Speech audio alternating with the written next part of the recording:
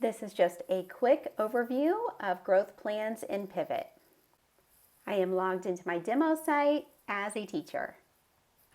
I'm going to go to my evaluations menu and growth plan. I have the correct school year selected and I'm going to say set my growth plan. Notice the name automatically populates with the words growth plan. You can change that if you would like. It's going to populate the school year and you can add comments or information here about the plan. The start date will always be the current day or forward. You cannot backdate it. I'm going to have this end at the end of my school year. For areas of focus, notice here that there are remove icons here. If you do not need an area of focus, you can click remove. The rubric, any rubric that is enabled in your site will be displayed here, and you can select the correct domain that you would like to focus on. Here you would add your area of focus comments. For a goal, you would set your date here.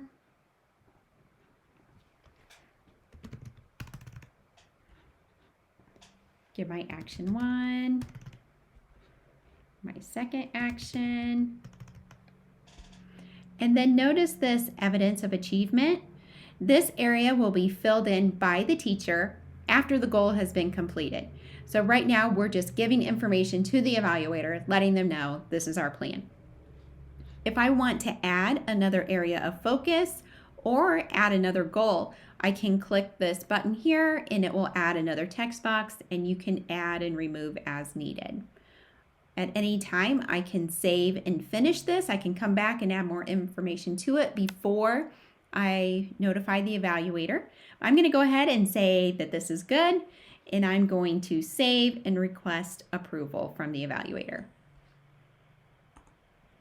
At this time, it will email the evaluator, letting them know that a growth plan has been submitted for approval. Notice here in the status column, it says pending approval. Another way to set your growth plan is to go back to your previous school year, and you can click duplicate. You can also view last year's plan just to make sure that it's what you're looking for, and duplicate it from this page also. And so when you duplicate it, it will ask you to make sure that that's what you want to do. It creates a new copy. So then I can change that, change the school year, change any of the text that I want to change. And then when I'm done, I can save and request approval for this without having to change everything.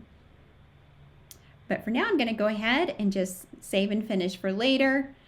And I'm going to let my evaluator approve my first growth plan that I submitted. Now I'm logged in as the evaluator. So I'm going to go to growth plans.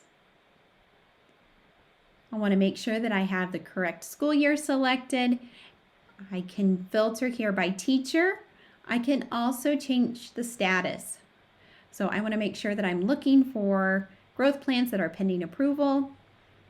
Here is the growth plan that I just submitted. So I'm going to view that as the evaluator.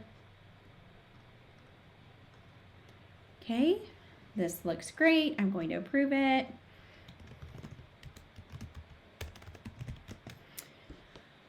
I could request a revision. Maybe I need more details. Then the teacher would need to go in and fix or change whatever I've requested, and then they would submit it for approval again. And you can go back and forth until you have that plan exactly the way that you would like it. But I'm going to go ahead and say approve growth plan. And this will notify the teacher by email that their growth plan has been approved. I've been notified that my growth plan has been approved. I've logged back in as the teacher here. I'm going to go to growth plans. I see my approved plan, and I'm going to view it. I've gone ahead and finished my goals. So now I can give information about it. I can upload a document as well to attach here if needed. And then I'm going to mark it as completed.